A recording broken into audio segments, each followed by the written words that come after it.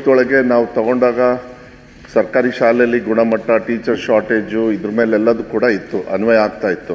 ಯಾವಾಗಲೂ ಕೂಡ ನಾವು ಟೀಚರ್ಸ್ನ ಪರ್ಮನೆಂಟ್ ಟೀಚರ್ಸ್ ತೊಗೊಳ್ಳಿಲ್ಲ ಅಂದರೆ ನಾವು ಗೆಸ್ಟ್ ಟೀಚರ್ಸ್ನ ಅನಿವಾರ್ಯವಾಗಿ ತೊಗೊಳ್ಬೇಕು. ಯಾಕೆಂದರೆ ಪೈಲಪ್ ಆಗಿಬಿಟ್ಟಿದೆ ಇಷ್ಟು ವರ್ಷ. ಈ ಸತಿ ಏನು ಮಾಡಿದೆ, ಮಾನ್ಯ ಮುಖ್ಯಮಂತ್ರಿಗಳಿಗೂ ಕೂಡ ಮಾತಾಡಿ ಗೆಸ್ಟ್ ಟೀಚರ್ಸ್ ಅನಿವಾರ್ಯವಾಗಿ ಗೆಸ್ಟ್ ಟೀಚರ್ಸ್ ತೊಗೊಳ್ಬೇಕು. ನಾವು ಗೆಸ್ಟ್ ಟೀಚರ್ಸಲ್ಲೇ ನಾವು ರನ್ ಮಾಡಬೇಕನ್ನೋದು ನಮ್ಮ ಆಸೆ ಅಲ್ಲ. ಒಂದೇ ಸತಿಗೆ ರಿಕ್ರೂಟ್ಮೆಂಟ್ ಮಾಡೋದಕ್ಕೂ ಕೂಡ ಕಷ್ಟ ಆಗ್ತದೆ. ನಾವು ಬಂದಮೇಲೆ ನೀವು 2022ರಲ್ಲಿ ಏನು ನೋಟಿಫಿಕೇಷನ್ ಹೊರಡಿಸಿದ್ರಿ, ನಾವು ಬಂದಮೇಲೆ ಅದು ಸುಪ್ರೀಂ ಕೋರ್ಟಲ್ಲಿ ಒಂದು ಪ್ರಾಬ್ಲಮ್ ಇತ್ತು ಮಾನ್ಯ ಅಧ್ಯಕ್ಷ. ಅದನ್ನೆಲ್ಲದೂ ಕೂಡ ಮಾಡಿ ಈಗ ಸುಮಾರು 13,000 ಟೀಚರ್ಸ್ನ ರಿಕ್ರೂಟ್ಮೆಂಟ್ ಮಾಡಿದ್ವಿ. ಈ ಹೋದ ವರ್ಷ ಏನು ಮಾಡಿದ್ವಿ ಅಂದರೆ, ಈ ವರ್ಷ ಶಾಲೆ ಶುರು ಆಗೋಕ್ಕಿಂತ ಮುಂಚೆನೇ 51,000 ಗೆಸ್ಟ್ ಟೀಚರ್ಸ್ನ ತಗೊಂಡ್ವಿ. ಅವರಿಗೆ ಸ್ವಲ್ಪ ಹಣನೂ ಕೂಡ 2,000 ರೂಪಾಯಿ ಜಾಸ್ತಿ ಮಾಡಿದ್ವಿ. ಅದನ್ನ ಬಜೆಟಲ್ಲೂ ಕೂಡ ನಾವು ಹೇಳ್ಕೊಂಡಿದ್ವಿ.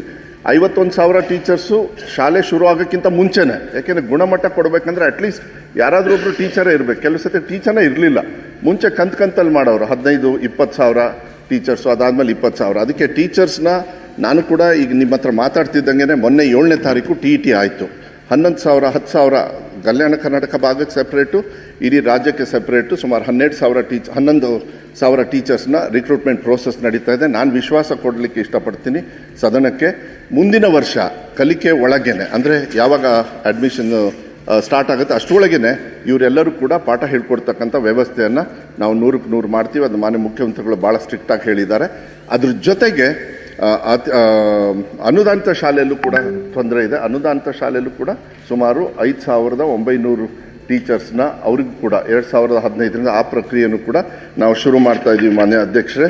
ಅದಾದಮೇಲೆ BLO ಅವ್ರದ್ದು ಹೇಳಿದರು ಮಾನ್ಯ ಸದಸ್ಯರು. ಅದೇನಾಗ್ತದೆ, ಈ ಸರ್ವೆ ಟೈಮಲ್ಲಿ ತಮಗೂ ಗೊತ್ತಿದೆ, ಮೊನ್ನೆ ನಾವು ಸ್ಟೇಟ್ ಸರ್ವೆ ಮಾಡಿದಾಗಲೂ ಅಷ್ಟೇ ನಾನು ಲೆಟ್ರೇ ಬರೆದುಬಿಟ್ಟೆ, ಇಲ್ಲ ನಾನು ಯಾವುದೇ ಕಾರಣಕ್ಕೂ ಕೊಡೋದಿಲ್ಲ ಅಂತ. ನನಗೆ ಕಳಿಸೋದಕ್ಕೆ ಇಷ್ಟ ಇರಲಿಲ್ಲ. ಆದರೆ ಶಿಕ್ಷಕರು ಬಿಟ್ಟರೆ ಇನ್ಯಾವುದೂ ವ್ಯವಸ್ಥೆ ಇಲ್ಲ. ಈಗ ತಮ್ಮ ಸೆಂಟ್ರಲ್ ಗೌರ್ಮೆಂಟ್ದು ಕೂಡ ಈಗ ನೆಕ್ಸ್ಟ್ ಜಾನ್ವರಿಯಿಂದ ಶುರು ಆಗುತ್ತೆ.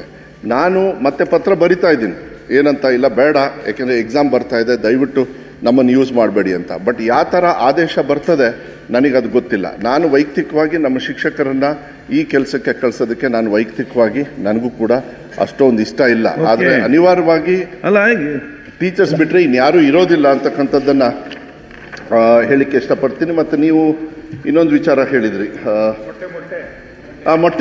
ಮೊಟ್ಟೆದು ನಮಗೆ ಇದೆ, ನನಗೂ ಕೂಡ ಅದು ಒತ್ತಡ ತುಂಬ ಇದೆ.